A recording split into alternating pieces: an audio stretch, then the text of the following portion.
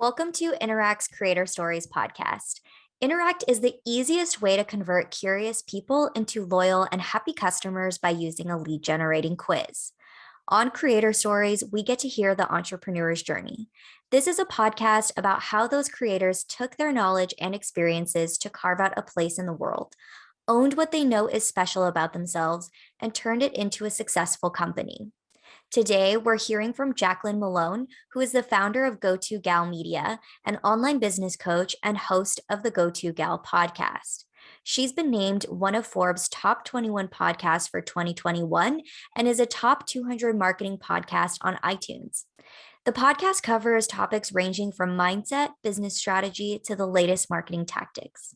All right, let's get started.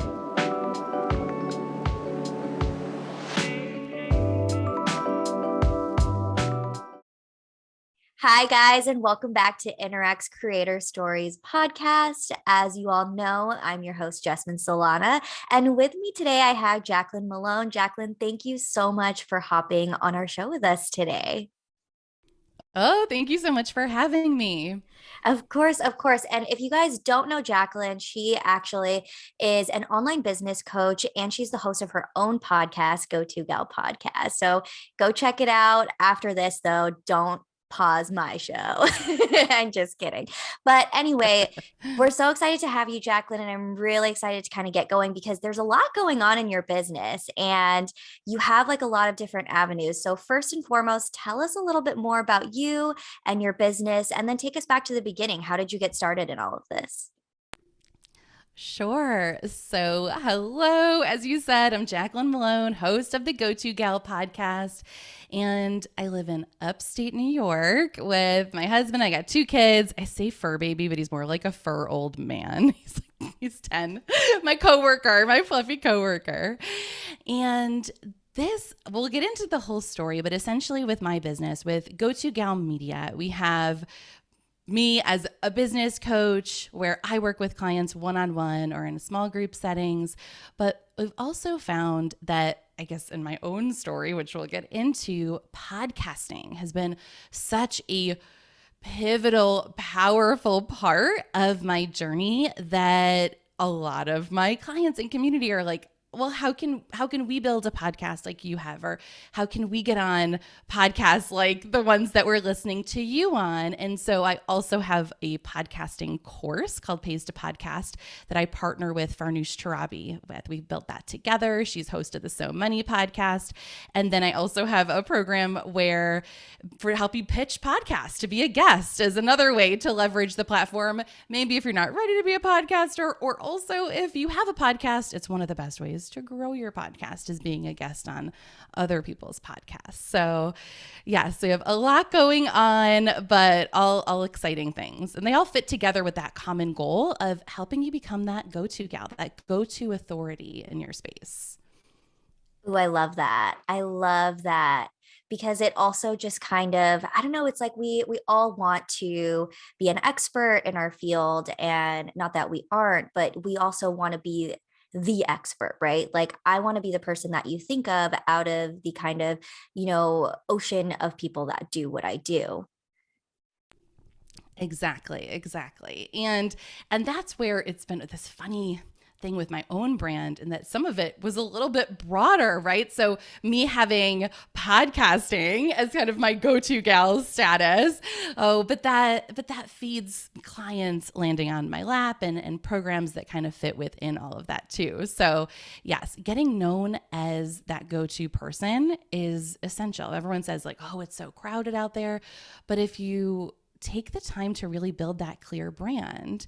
And I guess as we're kicking it off, I'll go into my background story. But when I say go-to gal or go-to authority, it's not just about being an expert in what you do. That's the authority part is being the expert inherently is in there, but it's also being seen as that expert, right? And having other people view you as that. And at the same point in time, the go-to is just as important. I'm like, my hands all over the place. But the go-to is just as important because that piece of it is the relationship, that you're the go-to for somebody. Because just being an expert isn't enough. Just being known as the authority isn't enough. Someone needs to see that, one, they have that relationship with you, whether it's two ways, or they're following your content and feeling that connection with you. And they need to know that your expertise applies to them, right? In this day and age, we don't just want someone who, I don't know, is a Instagram expert. We want someone that's either going to be like, they're going to teach us reels, or they're an Instagram expert for photographers, right? Like, we want that specificity because specificity builds trust. So yeah, so that's the two pieces of the go-to gal, go-to authority puzzle. But it's great the way you describe it. And I'm sure that's sort of like your whole business too, is like, this is exactly what it is. But I love that, because you're right. Like, I mean, especially in this day and age, there's so many different ways you can do things, and it changes all the time. I know, especially with, social media, it's like, oh, the algorithm, we decided to switch it up this week. So you want to have that go-to person that is keeping up with it, can actually teach you how to use it, and so forth. Exactly. So take us back. How did you, start out? Where is the beginning? Oh my gosh, there's so many beginnings. I'm like, where do I narrow this down? So my first online business was back my senior year of college in 2005. I won't take you all the way from, because that will be here forever, but I wanted to start a business for the longest time. And that was the first online business. It was before Amazon started doing textbooks where you could buy books online.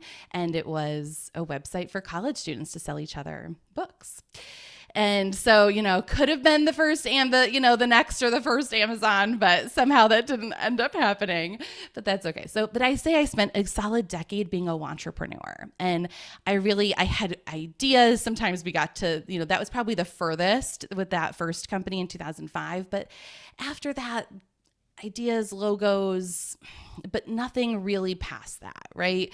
And I always wanted to build that business, but I don't know, I was actually surrounded by a lot of very successful entrepreneurial people, but they were taking out really big loans for hundreds of thousands, millions of dollars to build these businesses, leasing property, buying property. And it just seemed like this big step. And so when I started listening to podcasts, that's really what opened up a whole new world for me, where I was able to actually hear people's stories and see how they were making money, how this was happening, how they got started.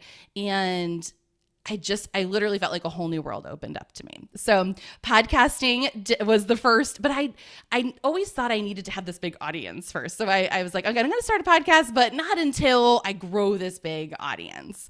So I started my business in the summer of 2015. I'm using the word business very liberally because it was really just, for it to be a business, I feel like you need to have like a way to make money, or like even like something you're selling. And in the beginning, I didn't have that.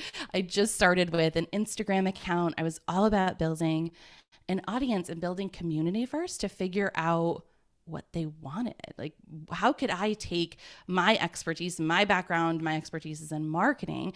So how could I take that and help this community? So I started building an Instagram, which got a lot of traction. I went from 0 to 1,000 followers in the first month, which isn't like crazy numbers, but it's enough to get attention, right? It's enough for people to be like, how did you do that, right? And start building relationships and get that first 1,000 followers that's, engaged and start to get some feedback. And that led me to connecting with someone who I started a podcast with and is now one of my best friends. And so it was a very busy first 6 months. But I would say from starting that Instagram account in June of 2015, I launched my first podcast with a co-host in fall. And so it was the first week of November of 2015, I launched my first podcast, my first paid program, and found out I was surprised pregnant with baby number 2. I had a toddler, and then found out another one was coming, which we did really want, but I wasn't expecting him to come then. And it was a busy time. So I guess at this phase, I was trying to build a branded business, as I say. So it was called Chasing Dreams and Littles.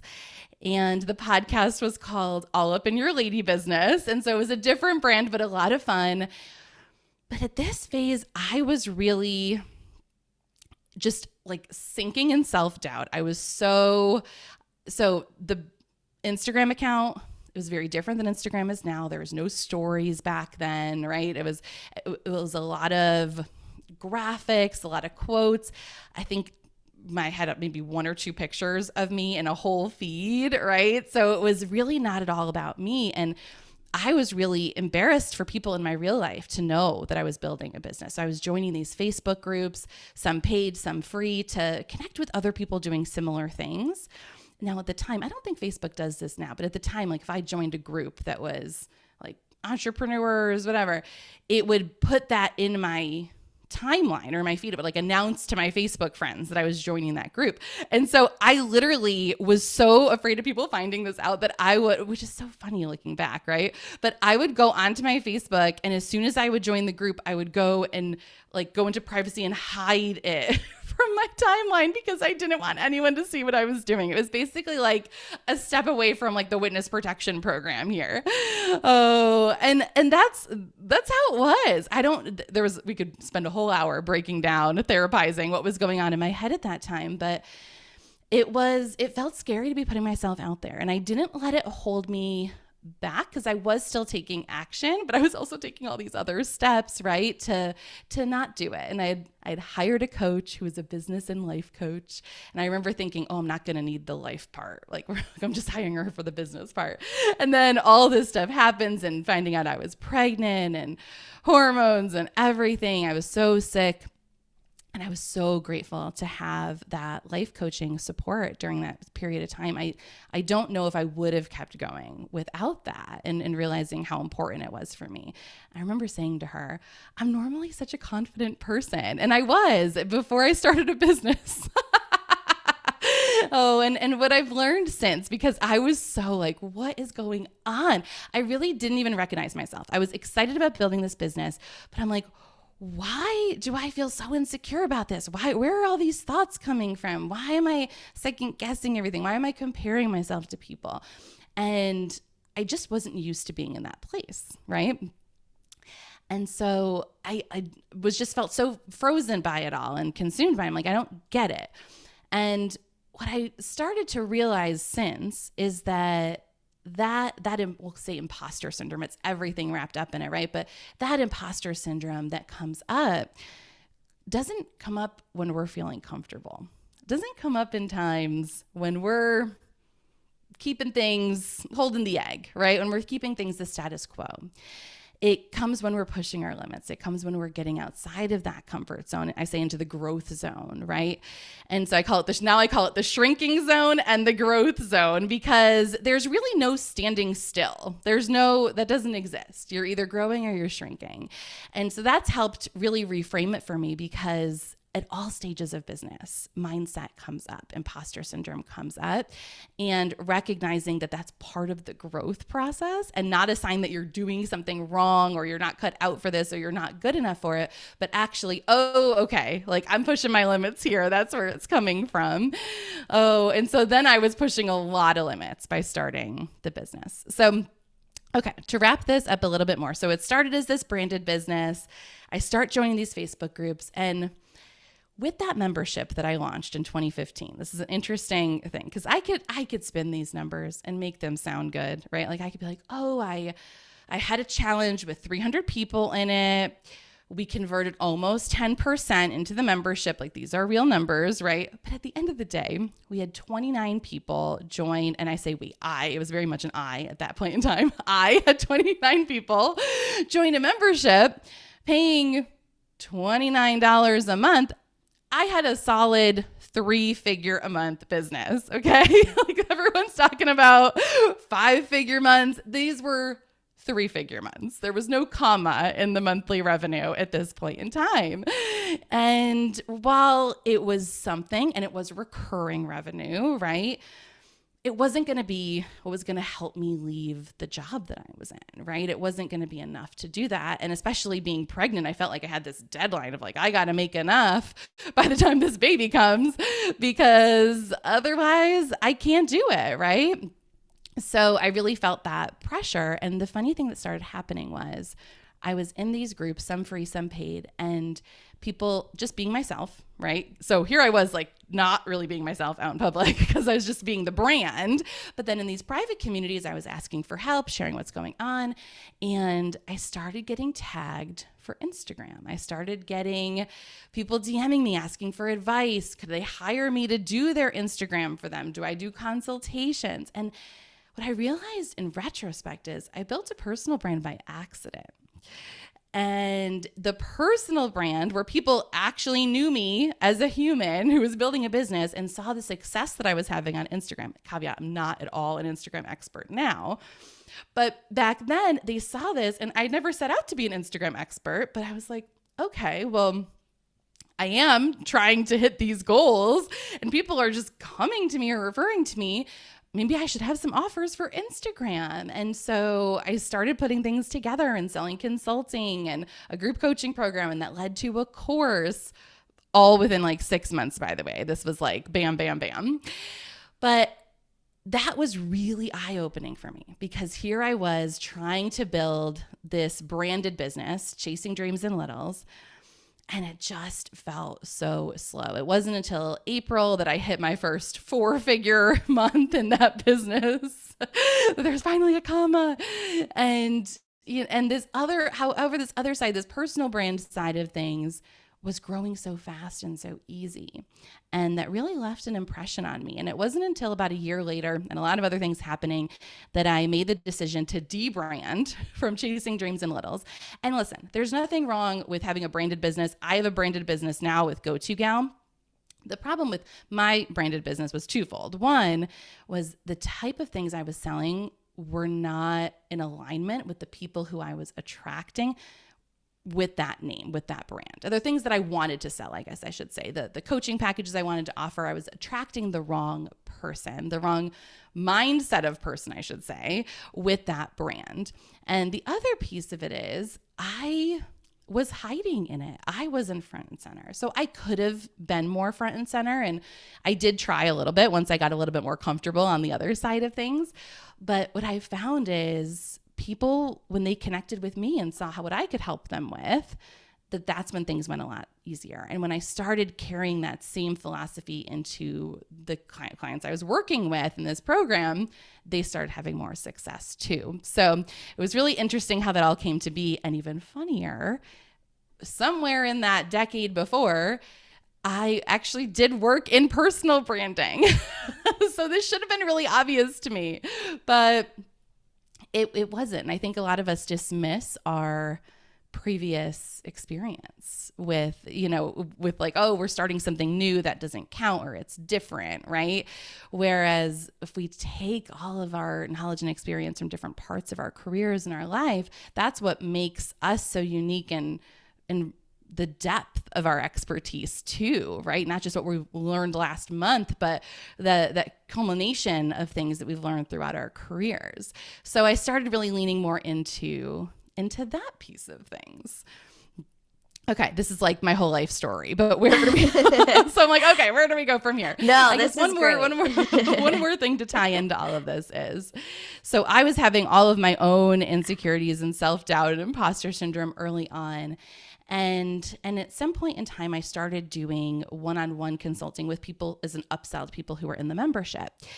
And in our group calls, it was a lot of marketing questions. That was my expertise. That's more of what I built the membership around, was community and marketing. But when I started getting on calls one-on-one, everyone was opening up to me about their mindset struggles. And because I had been struggling with mindset so much myself, I was knee deep in all of the books and all of the resources, right? So I started bringing them in on those conversations. And I joke that when I started doing that, when I started bringing mindset into the conversation with the strategy, that's when they actually started doing what I told them to do. Oh, but it's true. We can't look at strategy in isolation. And for myself, but also for the people who I've helped over these last 6 years, I've realized that it's not just about the strategy. You can have the best strategy in the world, but if your mindset, if your belief systems don't match that strategy that you're looking to execute, one, you're probably not going to do it.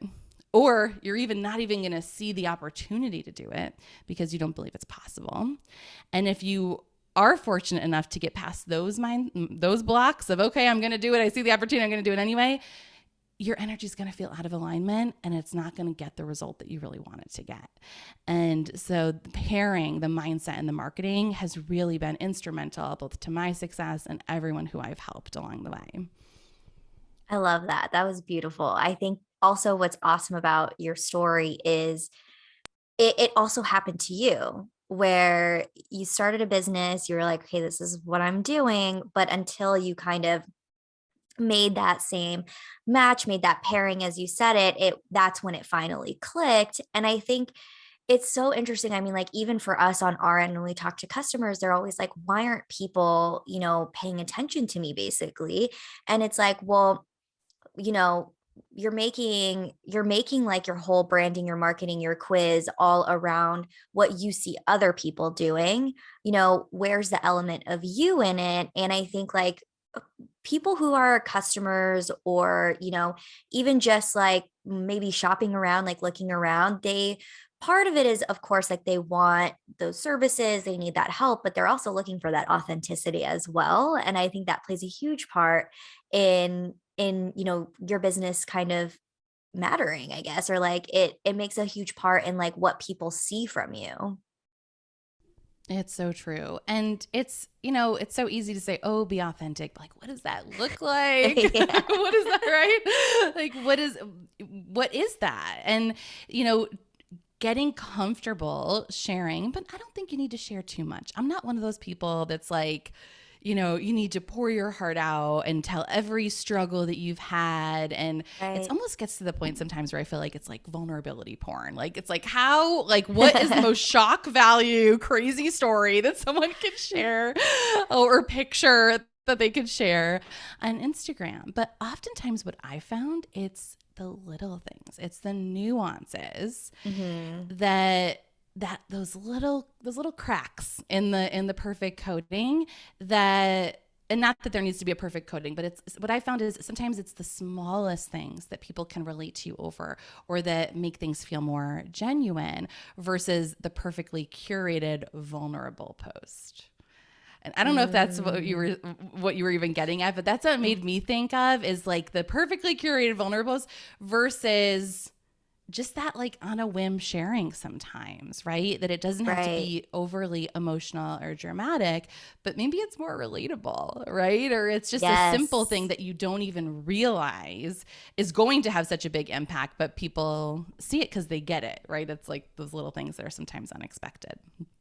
Yeah, I think I mean, I'm nothing big on Instagram myself, but I feel like sometimes I get the most engagement I mean, most of my followers are my friends and family, but people engage with me more when it's just one of those days that I was like, I wanted to take a picture and I didn't feel like putting makeup on. And they're like, oh my God, V looks so great. Like, this is awesome. Like, I feel that way all the time too. And it's kind of like what you're talking about. It's just like one of those days where like, you just like don't have to always be on, if that makes sense. Like you just like, of course, like it's your business. You also want to be business like, I guess you could say, but there's just times, and I think people relate to that, especially if you are an online coach, other people who are also starting their businesses, they kind of want to see that sort of realness in the people that they look to.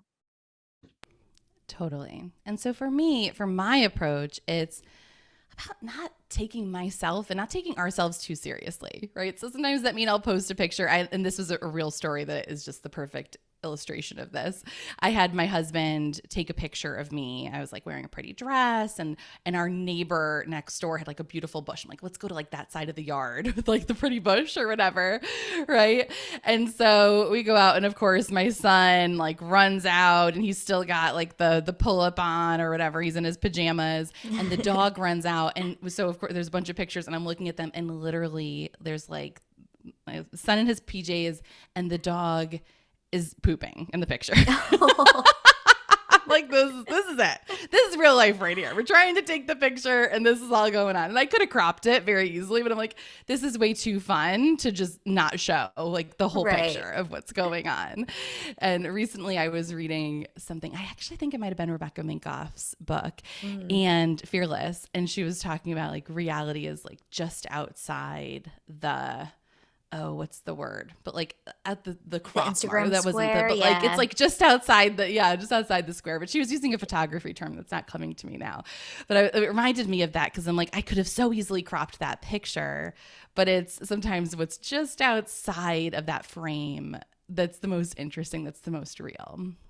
I love that. So I know we talked about it a little bit before the call, and we don't always talk about quizzes on our podcast for those who are listening, but Jaclyn's quiz is actually really special. Do you want to go ahead and talk about it? Sure. So, and I'm like blushing as you're like, Jaclyn's quiz is special. It is. Oh, so this is my second quiz with Interact. I've had one a few years ago. And actually the one I had a few years ago, it was like, are you on your way to being booked out or burned out? And it was what I loved most about the quiz was the results. And so I had fun with the results, that when they got the result, it was like, you're like Princess Jasmine. And it was like, oh, whoops, wrong quiz. And then the rest of the email, I had Aladdin references. And then I did the same thing with the other result. It was like, you're Princess Anna, like, whoops, wrong results. And it was all Frozen references and song lyrics and just a way to lighten it up and make it more fun. And we got great feedback on it. And so even though that quiz didn't fit in with what I was doing now, I wanted to bring that, and I wanted to bring that energy of the fun result to the quiz. Now, I talk a lot about mindset, and what I had realized is that self-sabotage, what people call self-sabotage, was just getting in the way of everyone being where they want to be. Right? So how do you combat that? And the topic of self-sabotage is not really all that exciting. It can feel a little heavy, a little daunting. You know, not many people are like, let me go take that self-sabotage quiz. Like that, you know, can feel a little bit, you know, like maybe I don't want to go there. Right? Right. But when there's a way to make it fun, it makes it more accessible. It makes it easier to have the conversation with other people about it, where talking about your own self-sabotage may feel really vulnerable. If you're able to talk about it in a fun way, it opens up that conversation. It opens up maybe even just you being able to have that conversation with yourself. So my goal for this quiz was to tackle kind of a big, heavy topic of self-sabotage, but to acknowledge that there's different types of self-sabotage. So I've broke it down into 3 different types, and we can talk about that. And with that, it's taking the style of self-sabotage and personifying that inner critic that shows up. So they're the ones sabotaging you. It's not you. So my whole philosophy here is that it's not really self-sabotage. It's this inner voice, this inner villain voice is how I personify the inner critic that is the one sabotaging you. So understanding what their sabotage style is allows us to put together that custom conquer plan for you. And it is different for the 3 different types. We have an overall framework for the conquer plan, but depending on your type of sabotage style, it's going to be a little bit different. So I didn't want a one size fits all solution, which is why a quiz was perfect for this. Because I'm like, everyone is different with this, and people don't talk about that. They just say your inner critic. They don't say, what kind of inner critic do you have, right? So breaking that down was something that I knew people weren't talking about, but that would be a really powerful tool to help them actually break free of that inner villain voice, because that's what it is, right? Like, right. So with personifying the inner critic as an inner villain, our 3 villains are, and this was fun to come up with, but the 3 villains are Miranda Priestley from Devil Wears Prada. That's Ursula, of course, from Little Mermaid, and Regina George, of course, the classic mean girl. So those are the 3 results they get. And while it's fun and funny and gives us a lot of great gifts and movie quotes that we can throw in to really lighten up this heavy topic, but also to kind of bring it to life for people too. And that's a big part of it, is okay, how do we take this thing that, okay, when that voice comes in your head, are you letting it control you, or are you able to call it out and start picturing Meryl Streep and and really have that pattern interrupt of humor to help break it up. And that's really part of our Conquer plan, is injecting humor into it. So that's infused in the whole thing right from the start of the quiz of, we're going to have fun with this heavy topic. I love that because I think, like you said, like it's not easy to talk about things like that. So I guess like so far, like what has been your experience like kind of dealing with self-sabotage? And it kind of matches what we were earlier talking about earlier, kind of aligning with the messaging that you're bringing out in your business. Is this something that you kind of experience yourself, that you were like, okay, this is something that I want to bring to the table because I think I can help people with it? Absolutely. So, and I've realized this for a while, that people have different styles of self-sabotage, that inner voice is different. And so for me, and I don't say I'm this villain voice, because I'm not, right? It's my villain voice, because it's this something that's separate from me. And I think that's important for us, knowing that we can conquer it, that we're not at war with ourselves. It's this external thing, right? So for me, my villain voice is Ursula. And with Ursula, her sabotage style it's interesting with all of the sabotage styles. And this is something that I started developing based on real people. I've worked with a lot of people over the years, and I've noticed the different things, right? So I started breaking it down. I'm like, okay, there's people like me that, and I'll describe this real quick, because I think this may help someone else who is putting together a quiz, right? So I started with my own kind of like intellectual property, but just like floating in my head. And so I'm like, okay, there's people like me that when we get overwhelmed, when we're sabotaging, we tend to overthink things, we avoid, that's like the classic, like, this is overwhelming. I'm like, I'm not going to do it. I'm not going to look at my email for a month, which is why I have someone in my email. But I'm an avoider, I'm a procrastinator, and I can definitely get in that like overthinking cycle too.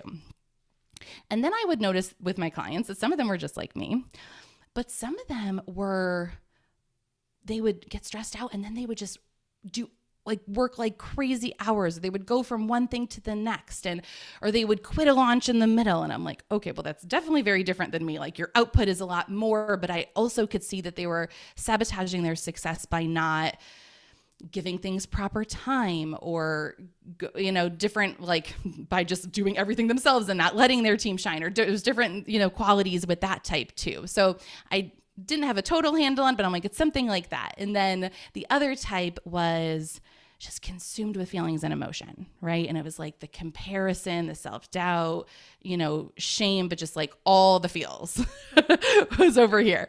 And so I had on my own, from my own research and knowledge, just kind of, not even research at this point, it was just for my own head, like, okay, these are kind of the three types I'm thinking.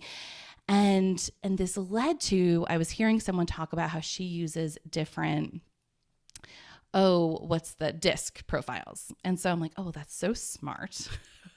I'm like, but I have three types, not four. I don't know anything about DISC, so that's not going to work for me. But knowing the people who I had kind of broken this down with, and some of them I went and asked, I'm like, what's your Myers-Briggs? What's your Enneagram? Like, I started trying to find a theme. I'm like, did I stumble into a theme? And I'm looking and I'm like, oh, well, there's 9 Enneagram types, and I have 3 different categories, and there's 16 Myers-Briggs, and I have 3.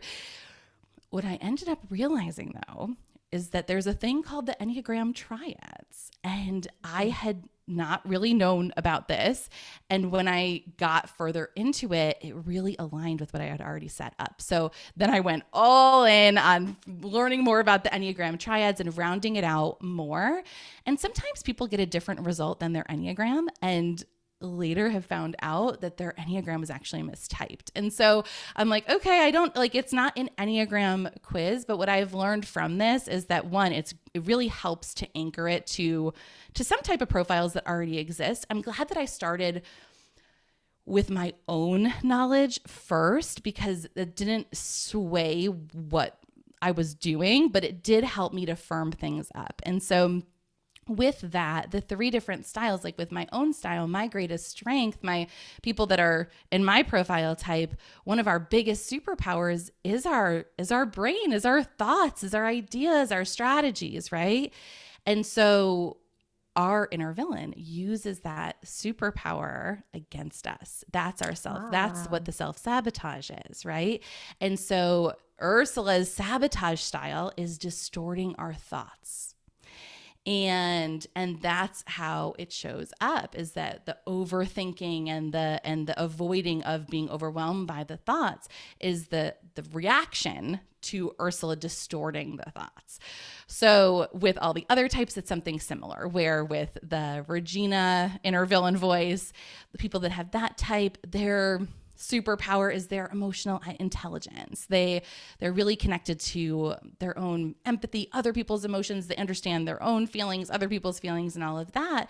And with Regina, what does she do? She distorts, she manipulates their emotions, right, with the superpower. And then same thing with Miranda. With the Miranda type, that is their greatest strength is their gut, their instinct. And Miranda's sabotage style is distorting that instinct. Wow. So that's like the big framework is, okay, now we all do a little bit of all of these. We're very creative with our sabotaging, but we have that dominant sabotage style. So understanding what it is allows us to create that custom conquer plan, which is part of the free quiz, but to give you the actual steps of, okay, so how do you conquer this inner villain voice and start looking at it differently, but really breaking that pattern of the quote unquote self-sabotage, because that's what it is. It's a pattern that keeps coming up. So understanding why it's happening, how it's happening, what that sabotage style is, allows us to actually break the pattern. Ooh, I love that. That's awesome. And it was so clear how you explained it. I was like, dang, I need to take this quiz. I want to know which one I am. But my question is, like, how helpful is this, I mean, for your clients or for you specifically, in understanding this to, whether you are an entrepreneur or if they're using it in other parts of their lives, but I guess for the sake of the podcast, for listeners, they're business owners, how can this help you in, I guess, either A, like running your business, coping with things that happen in your business, and so on? So understanding this, I think, is key to breaking that pattern, to actually being able to get to that point of where you're trying to go. I think a lot of us feel like we should be further along than we are, or feel that maybe they get 2 steps forward and then it's like 5 steps back, right? And it's like, what's that all about? And that's usually where this self-sabotage comes in. And so there's a lot that goes into mindset, but this is such a powerful first step, because it not only gives us that self-awareness of how we're self-sabotaging, right? Of how our inner villain voice is sabotaging us, but it does it in a fun way that does, even just the humor of it can help break the pattern.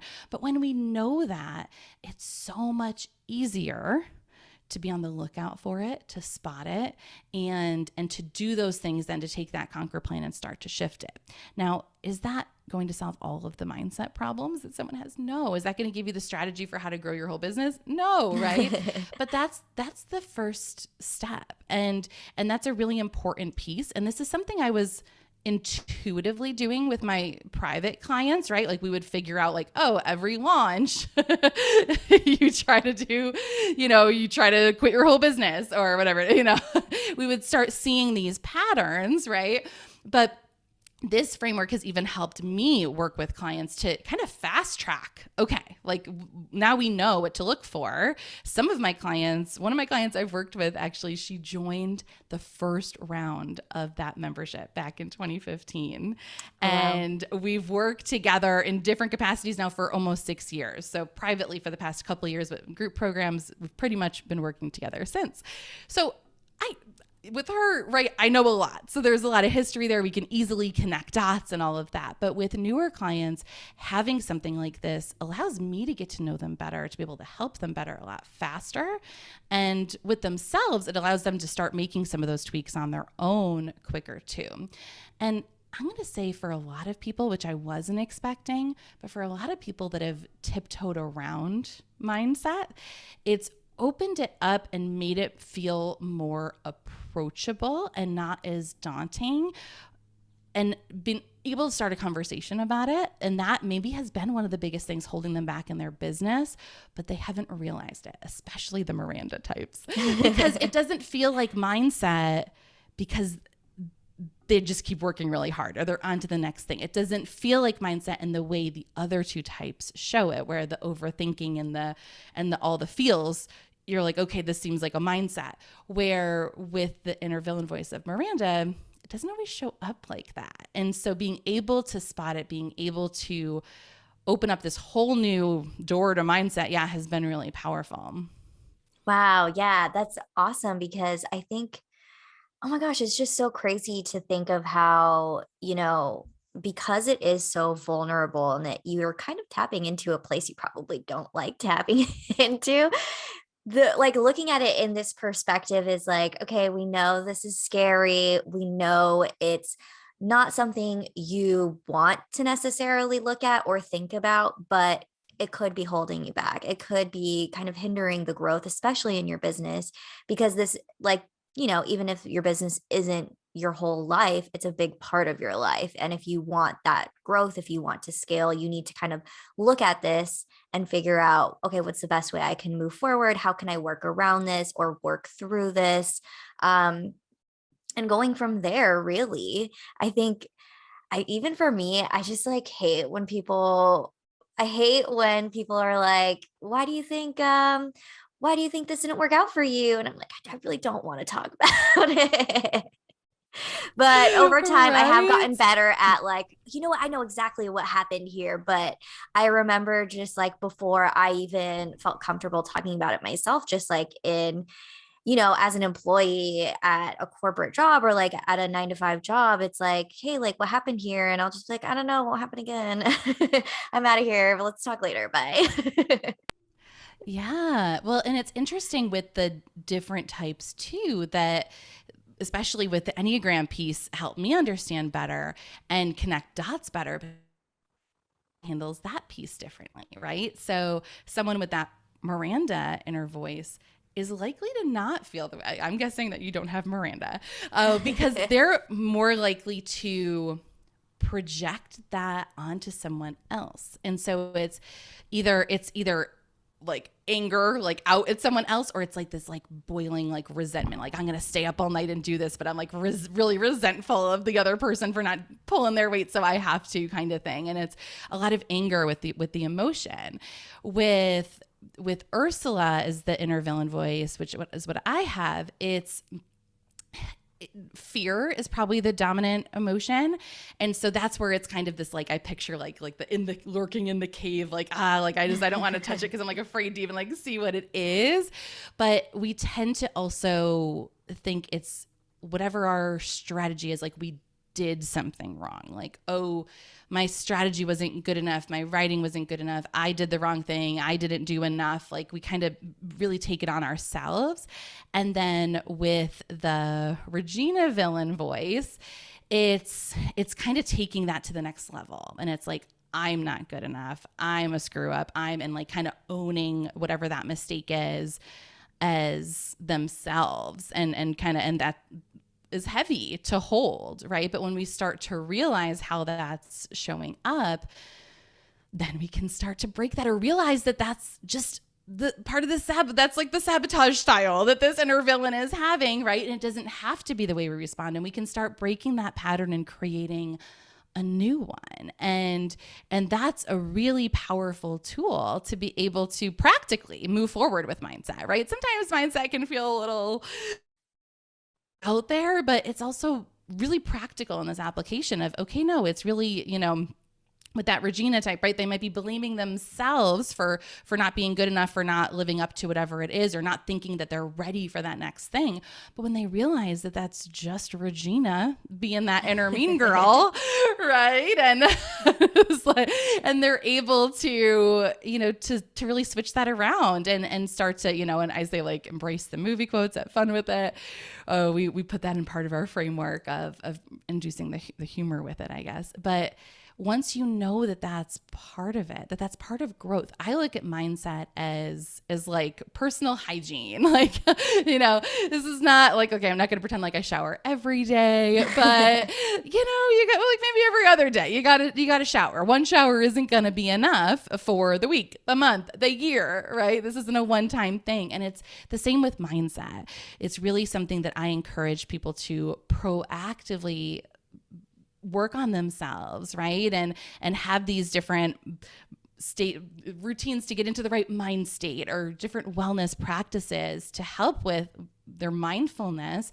So they're proactive before they're even getting in those situations, right? But also, so we have the proactive plan, the reactive plan, and they both are there. It's so easy to think, oh, people that are thinking like that are worried about that. They're early on in their business, or they're whatever. But that's not how it is. Like I said in the beginning, when mindset comes up, it shows me that you're in that growth zone. You're not in that shrinking zone anymore. And so how do we get comfortable being uncomfortable? How do we put different routines into our schedule to really help us show up as our best self and not let these inner villains sabotage us? Oh, that's beautiful. I love it. I love it. I feel like we could talk about this for hours, but we are coming up on time. For those who don't know, before we talked about this, we were like, this is going to go kind of long, right? I'm like, I'm a talker. Cut me off if you need to. But this was so awesome. And I feel like this is a good place to also stop, because it's super inspirational, and who knows, maybe we could talk about it again. But before we do close out, Jaclyn, I have like a couple of last minute questions just to close out, if you're up for it. I'm up for it. Let's do it. Yeah. Okay. So second to last question, what are 3 things most people wouldn't know about you? Okay. This is so hard, because I'm like, well, what do people know? What do they know? What do they don't know? Oh, so one fun thing that most people probably don't know about me yet is that I used to be amazing at hula hooping, and I'm still pretty good at it. I just ordered a custom hula hoop this summer, and so I've been I love that. The longest I've ever hula hooped for was 3 hours straight. Wow. Now I'm like, I can barely do like 5 minutes. We're working on those abs again, but that's but it's been a lot of fun to bring that back into, because it's something I used to love doing so much when I was in high school, and I find a lot of joy in having it now. So yeah, I got a custom hula hoop, which is super fun. The other thing, which some people probably know, but maybe not everybody, is that I have ADHD. And so that's something that I recently discovered the past couple of years, and has been quite a journey, but learning this about myself, and also connecting so many of the dots from when I was growing up, and struggles that I had then, struggles that I'd had now. It's been a crazy journey, but has really helped to just embrace some of it. It's not about just fixing, right? It's also about working with my brain instead of against it. But has also been just a really great journey to understand myself better, and understand how to make my brain work better, how to make my schedule work for me, not in the way that maybe works for other people, right? But to really challenge myself to get creative with that and figure out what's going to work the best. Oh, okay. And the third thing, what's it going to be? I don't know. I'm obsessed with Hamilton, like the play, the song. You know what? Me saying I'm obsessed with Hamilton is really just a euphemism for me saying I'm obsessed with Lin-Manuel Miranda. I love Hamilton, but I also love In the Heights, and I love everything that Lin does.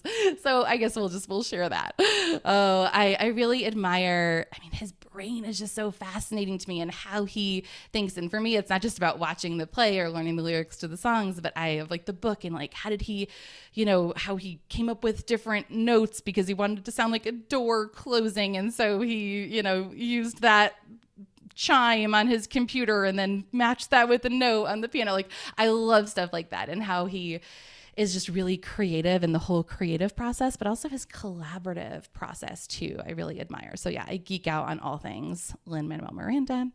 And yeah, those are three things. How does that? Oh, I loved that. I love how that turned into three, but also kind of into four, like 3.5. 3.5. Okay. That was awesome. True. Bonus one. So last question for you. If you could give yourself a single piece of advice at the start of it all, what would it be? Oh, so if I say the start of it all, if I would give myself that advice back in 2005 or right around that time when I was graduating, it would really be to actually see it through and to talk to other people to learn, because that's what I feel like podcasting did for me, and it took so long. And so to take action, like the imperfect action, I've pivoted 1,200 times in my business, and I think I was so afraid to do that for so long, or just unsure what the steps were, and was just paralyzed in inaction, trying to come up with the perfect plan or think that someday things would be the perfect situation. And it's really just about those small steps that create clarity that lead to the next step. So start somewhere, do the small step, not the big step, because the big step's probably going to make your brain explode. So the mindset is really hard for that big step. So do the small steps and just keep tweaking. I love that. I love that. I think it's so important, especially if, for those who are listening, if you are in the early stages of your business, or, you're in a slump maybe right now, just kind of see it through and keep going. Yeah. I even tell myself that now too, because sometimes once we've had success, it feels even more intimidating. Like we can't do bigger things or do like, right. Right. Like, how do I top we already this? have, it's already working. Right. Or what if I do, like, I've already had this. So what if I do this other thing and it totally flops? Right. And so constantly reminding myself that it's okay if things flop, that's all part of the process, and experimenting, because we never want to get stuck in that, like just trying to keep things as they are, because that's when we get into the shrinking mode. Right. So, right. But I find that sometimes those smaller steps, sometimes they lead us to a bigger step, but everyone's like, just do it. And I was that person that just froze. Like, but this is too much. I can't do it. And so when I break it down to like, sometimes it's literally like, what's the smallest possible thing I could do? But when it's that small and it's that simple, I can actually do it. And then what's the next smallest thing I can possibly do? I love it. Oh, that's awesome. That's awesome. Well, thank you so much, Jaclyn, for sharing your story, talking about self-sabotage with us today. Where can people find you online if they're looking? Yes. Well, first you can go take that quiz for free. The which movie villain? I don't even know if I said the name earlier. Which movie villain is sabotaging your success? That is the quiz. And you can find out which villain at jaclynmellone.com/quiz. And then definitely go over to the Go To Gal podcast, wherever you're listening now, and subscribe. We do new episodes every single week. And you can also connect with me on Instagram, Jaclyn_Mellone, and send me a DM. Say hi. I'd love to know if you have a quiz. I'd love to know what your quiz is, or if you're struggling, or I'd love to know if you take my quiz. Oh, I'd love to know which villain is living rent free in your head.